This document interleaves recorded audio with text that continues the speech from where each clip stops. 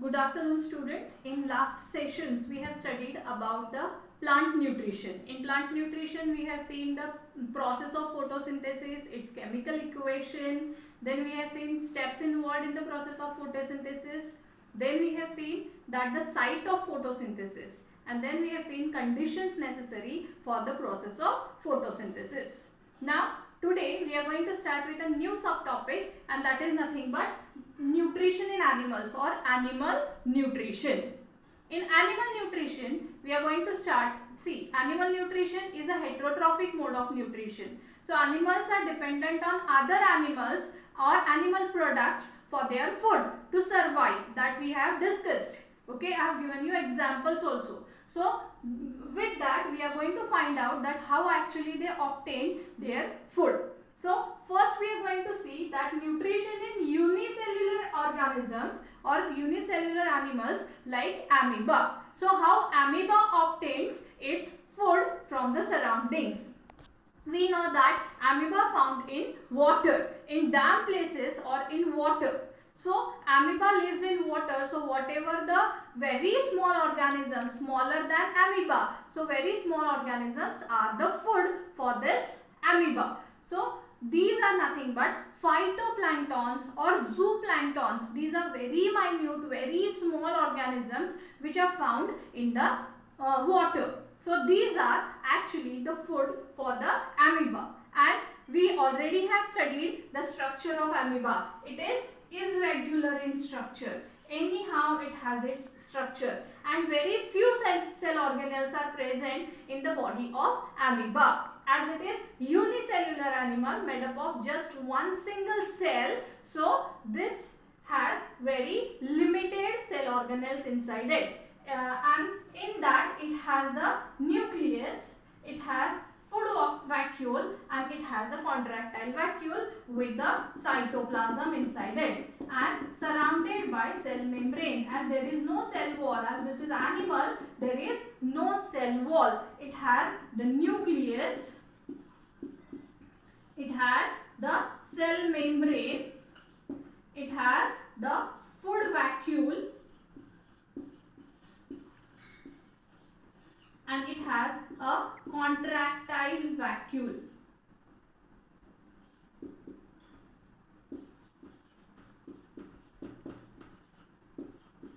This is the structure of amoeba. Okay, so now we are going to see how step by step how amoeba obtains its food. So there are 4 steps involved in the process of nutrition in amoeba. First step is this amoeba with its surface or with its cell membrane, it forms some finger-like projections, and these finger-like projections are called as pseudopodia. So it forms the pseudopodia, which are finger-like projections which are helpful for locomotion and for capturing the food inside the body.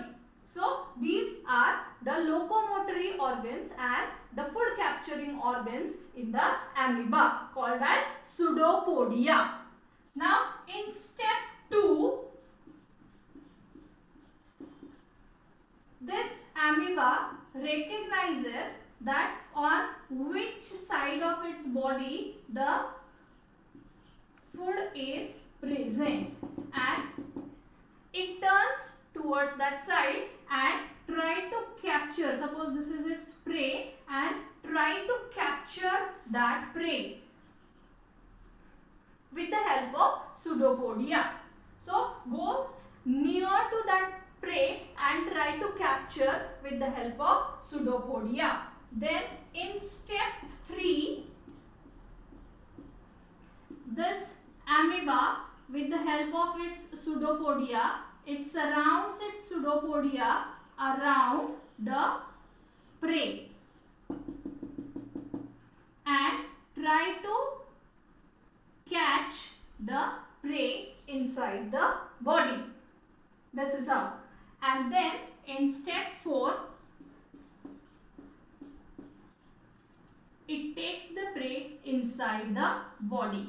With the shutting off of the pseudopodia, it takes the prey inside the body and digests it with the help of food vacuole. Inside the food vacuole, there are certain enzymes which are digestive enzymes which are secreted by the amoeba, and the food is digested and nutrition is obtained by the amoeba. So these are the 4 steps involved in the nutrition of amoeba, and this is how unicellular organism like amoeba take their food in, digest them and use the nutrients from its body for its survival. So this is about the nutrition in unicellular organisms. In our next session, we are going to study nutrition in multicellular organisms like human beings. I hope you understood this concept of nutrition of unicellular organisms like amoeba. Thank you.